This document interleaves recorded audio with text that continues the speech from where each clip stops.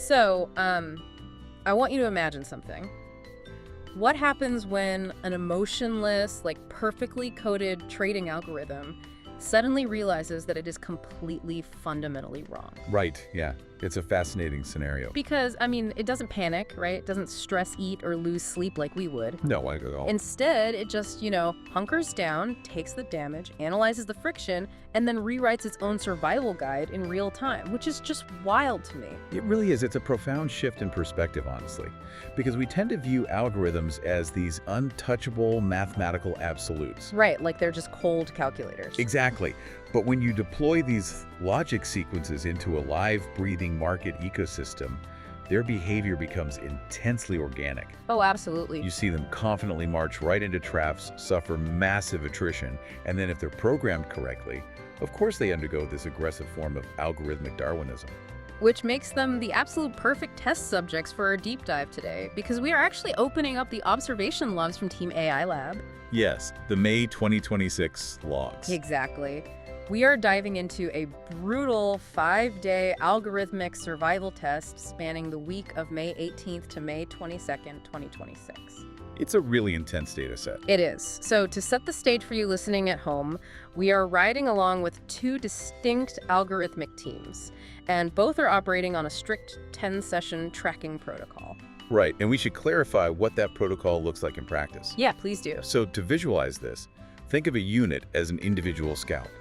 The primary algorithm sends this scout out into a specific market sector with a set of rules and a strict expiration date, basically 10 sessions to prove its hypothesis. Right. And the two teams we're tracking today have completely opposite hypotheses about how the market actually works. Completely different philosophies, yes. So first we have Team Mountain Climbers, and their logic engine is built for what they call equilibrium detection. Yes, they are looking for stability. So in technical terms, this is mean reversion logic. Basically betting things go back to normal. Exactly. They look for assets that have stretched way too far from their historical average, betting that the price will eventually snap back to that baseline. Got it. Now, while the mountain climbers are looking for that baseline, the other group, Team Wave Riders, they are looking for the breakout. Yeah, they are the momentum hunters. Right. Their logic is built for surging force tracking. They track sudden spikes in volume and price velocity, trying to catch these massive swells and ride them until the momentum finally breaks. It's a much more aggressive posture. Definitely. Now, really quick, before we trace the crazy dramatic trajectory of this specific week, we need to lay down our foundational rule for today. Yes, the disclaimer is crucial here. Right. The mission today is strictly an impartial sharing of research data logs and algorithmic behavioral analysis. We are dissecting historical research data, period. This deep dive is absolutely not financial advice. Exactly. Zero buy or sell recommendations here. Right. Understanding how these distinct philosophies hold up under pressure. It's an exercise in data science. It is not a roadmap for your personal portfolio. Could not have said it better. And as always, past data does not guarantee future results. Never does. So, okay, let's unpack this, because the week of May 18th is just an absolute masterclass in adaptation. It really is. We're going to track this chronologically, starting with Monday, May 18th. So both teams deploy their scouts, and initially, the environment looks incredibly validating. Very validating. Monday was a great day on paper. Yeah. Team Mountain Climbers exit their 10-session protocol, meaning the scouts that finished their 10-day lifespan on that specific Monday with a positive 5.1 points. Which is a solid showing. Right. They found solid mean reversion success in, I think it was construction and marine transport? Yes, those were the sectors. Yeah. And then Team Wave Riders, they opened the week looking virtually unstoppable. Oh, it was a bloodbath of profit, right. Exactly. Their momentum scouts exited Monday with a massive positive 23.4 point gain. And that was across 5 distinct sectors, including things like services, pharmaceuticals, and machinery. Wow. Positive 23.4 is huge. It's massive. Yeah. When you see a spread like that across so many sectors, the algorithm calculates that the market is operating in a state of highly predictable liquidity. So everything is moving smoothly. Right. The surging force logic absolutely thrives here because institutional money is flowing in a clear, sustained direction. So the algorithm can just harvest points with minimal resistance. So if you're an observer, just looking at the dashboard on Monday afternoon, the logic appears flawless. You'd think they cracked the code. Right. But that optimism hinges on a really dangerous assumption, which is that the structural integrity of the market on Monday will remain identical on Wednesday. And spoiler alert, it does not. It absolutely does not. It's like these algorithms are sailors who just suddenly hit a hurricane. By midweek, the Wave Riders momentum strategy hits a wall of pure toxicity. Wednesday was brutal. Yeah. On Wednesday, May 20th, a single Wave Rider unit focused on glass and ceramics exits its 10-session protocol at a catastrophic negative 29.7 points. Ouch. Yeah, let's break down the mechanics of a failure that massive. Because a negative 29-point wipeout doesn't just happen because the stock ticked downward a little bit. Right. That's not normal variant. Not at all. What happens to a momentum algorithm in this scenario is it falls into a brutal liquidity trap. Like a sinkhole. Exactly. The surging force logic detects a breakout in glass and ceramics. It initiates a buy sequence, riding that upward velocity. But then the market environment suddenly shifts. Just out of nowhere. Yes. Institutional buyers completely vanish. The bid-ask spread violently widens. The algorithm tries to exit to cut its losses, but there are literally no buyers at the current price level. So essentially buying at the absolute peak of a wave, and Yeah. the moment it executes the trade, the ocean just completely disappears beneath it. That is the perfect analogy, Yeah. and that is the mechanical reality of what we call friction. The algorithm is forced to sell at lower and lower bids just to liquidate the position before that strict 10-session timer expires. Right, because it has to exit. It has to. And that dragged the Wave Riders' entire season total down to a dismal negative 46.2 points. That is a staggering drop. Just boom, negative 46.2. And the mountain climbers, they don't fare much better either. No, they got caught in the undertow too. Yeah, you might think the equilibrium detection logic would thrive in a volatile market, right? Like catching the bounces. You would assume so, yes. But the very next day, Thursday, May 21st, their units tracking retail and marine transportation take a negative 31.1 point hit. Which exposes the hidden vulnerability of mean reversion. How so? Well, a mountain climber unit buys a dip, assuming the price will naturally revert to the historical mean. But in a systemic market shock, the mean itself moves. Oh, wow. The floor drops out entirely. So the algorithm is trying to tether itself to a baseline that literally no longer exists, resulting in severe capital bleed. That makes total sense. Now, what's fascinating here is, well, actually, the behavioral response is what I find absolutely fascinating about these logs. Oh, the response is the best part of the data. Right, because if you are looking at your own portfolio during a week like this, you're probably feeling intense panic. Sweating, pacing the room. Exactly. You might aggressively sell everything or, revenge trade to try and make your money back. But the algorithm completely removes that emotional panic. It just processes the friction as new data. Yes. Look at the daily scouting logs, the new talent draft, where the teams deploy new units into the market. Right. On May 19th, right before their massive wipeout, and again on May 22nd, Team Wave Riders drafted 0 new units. 0. What's fascinating here is how the logic engine triggered a programmed defensive crouch. Like a turtle pulling into its shell. Exactly. The core system continuously calculates a volatility index and a friction coefficient based on the success and failure of its active scouts. So when that unit in glass and ceramics began registering catastrophic spread widening, the central algorithm realized the surging force it relies on had become dangerously unpredictable. It smelled the danger. Basically, yes. The probability of a false breakout exceeded its safety parameters. So the logic dictated a total halt in deployment. It is not fear at all. It's just pure mathematical preservation. It's like a self-driving car whose GPS suddenly inverts. That's a good way to put it. Like, the car isn't broken, but the map it is using to define forward is suddenly telling it to drive into a solid concrete wall. Right? So the smartest thing the internal computer can do is just hit the brakes and stop moving entirely until it can recalculate the grid. Precisely. But because they already deployed units are locked into that strict 10-session protocol, they can't just stop. They have to ride out the storm. And the attrition rate we see in the logs because of that is staggering. The roster shrink tells the entire story of the environmental hostility that week. Let's look at those numbers. On Monday, the Wave Riders had 13 active units running in their protocol, with 5 of them holding positive points. Right.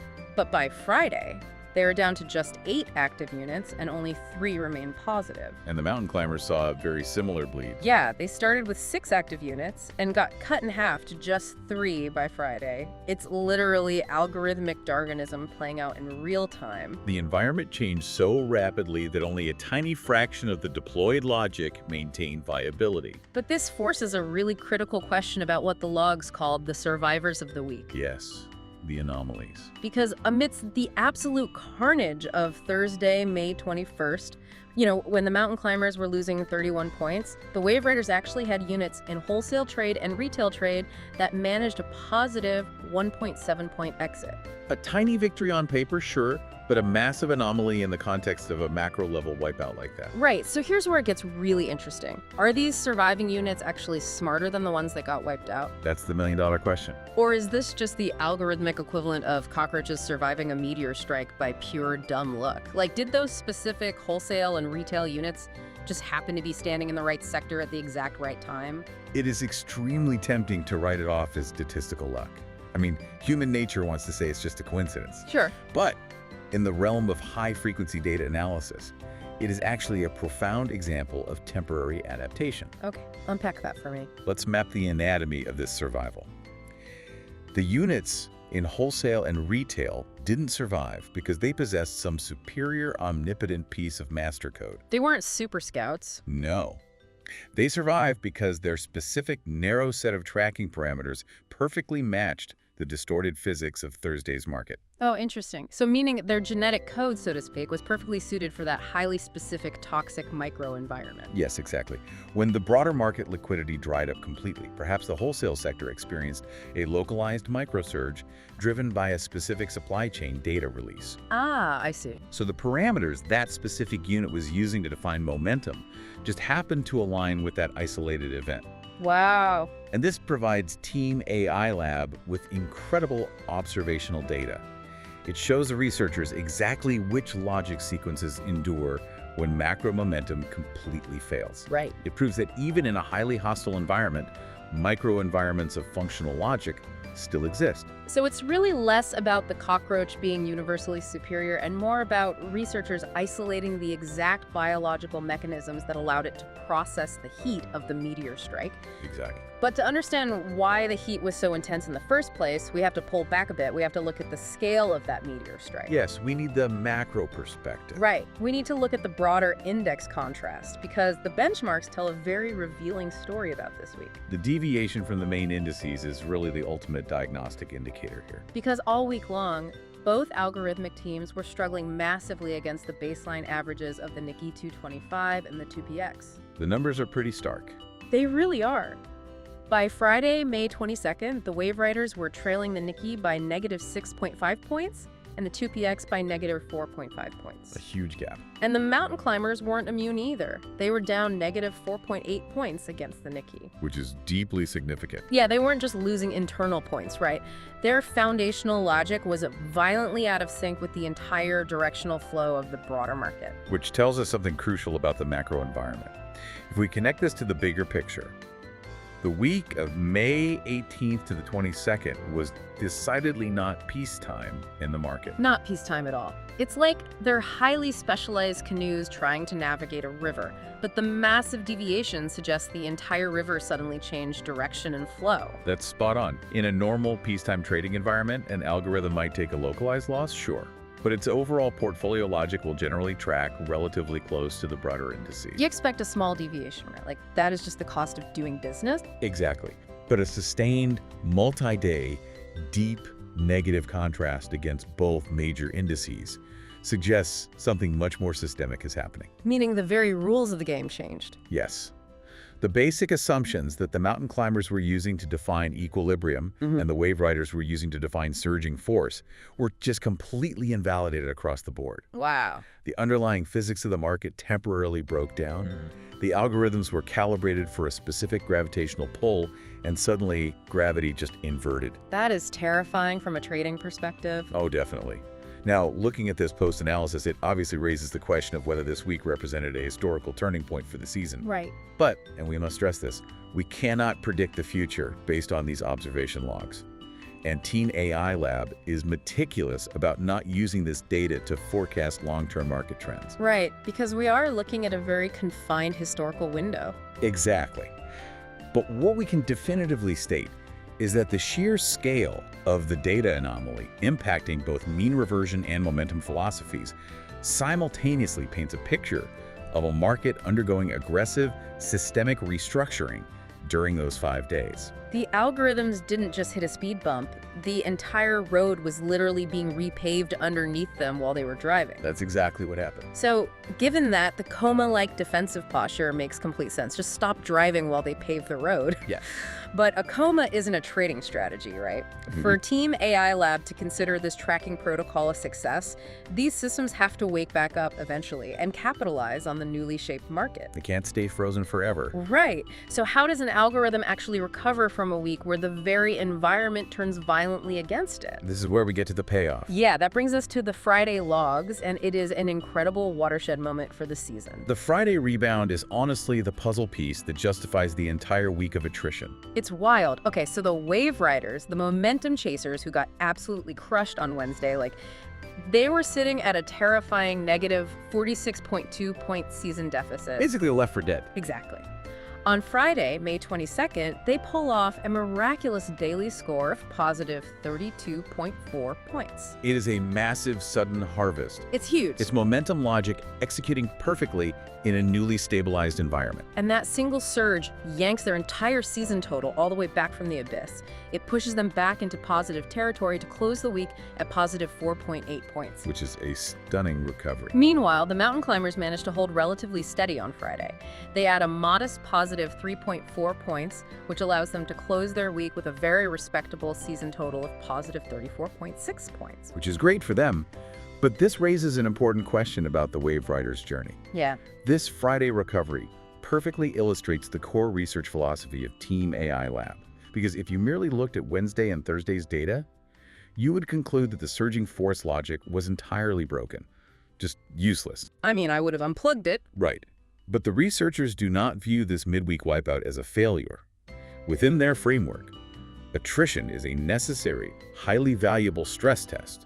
Wait, really? Even bleeding 46 points is considered valuable data. It is the most valuable data. Wow. You cannot optimize an AI for a hostile environment unless you literally force it to process the data of its own failure within that exact environment. Oh, that's profound. The logic was deployed, it encountered a systemic shock, it took heavy damage, and critically, it reacted by halting its new deployments. Right. The defensive crouch we talked about. Yes, it protected its remaining capital by freezing the scouting process. Then, when the new market physics established themselves on Friday, the surviving adapted units were perfectly positioned to execute their logic and capture those massive gains. So the punishment was literally the preparation. The system needed the negative friction to accurately recalibrate its internal map. Friday's massive 32-point rebound is mathematically impossible without the defensive, data-gathering crouch that it learned the hard way on Wednesday and Thursday. That's it exactly. The blood spilled during the week is the ink they use to write the next version of the code. Man, that's a great way to put it. This is how algorithmic logic evolves. It tests the boundaries, it fails, it logs the exact parameters of that failure, and then it integrates that new boundary into its next iteration. It's a philosophy that fully embraces attrition as data. Completely. So, what does that all mean for us? Because digesting this deep dive into Team AI Labs week is ultimately, an exercise in pure intellectual curiosity. Yes, it is. Watching how cold, unemotional logic engines behave under immense, unpredictable pressure is just fascinating. It strips away all the human noise and shows us the raw mechanics of survival and adaptation in real time. But we have to remember, observing how a machine processes a volatile market from the outside is very different from navigating it yourself with real capital. Absolutely. The final investment decisions and the real-world applications of these market concepts rest entirely on your shoulders as an independent thinker. We are simply sharing the view from the laboratory window. Well said. And that view challenges our traditional metrics of success, doesn't it? It really does. Because the most transformative data in these logs was not the positive 32 points on Friday. Right. The true evolution of the algorithm actually occurred during the negative 31-point wipeout on Thursday. That is where the actual boundaries of the market's new physics were defined. I love that.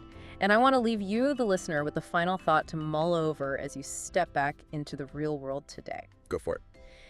We spent today tracking the mechanics of a brutal survival test for essentially lines of code, but consider the philosophy behind it. If an emotionless algorithm extracts its most valuable transformative learning data, not from its easy, frictionless victories, but from its most abrasive, punishing losses, how might we apply that same attrition as data mindset to our own human decision-making? That's a powerful question. Because the next time the environment unexpectedly turns against you and your own personal baseline completely shifts, maybe the goal isn't just to panic and avoid the friction at all costs. Well, right. Maybe the true goal is to observe exactly how you take the hit, halt your deployment, recalibrate your map, and use that failure as the raw data to write a much better script for tomorrow.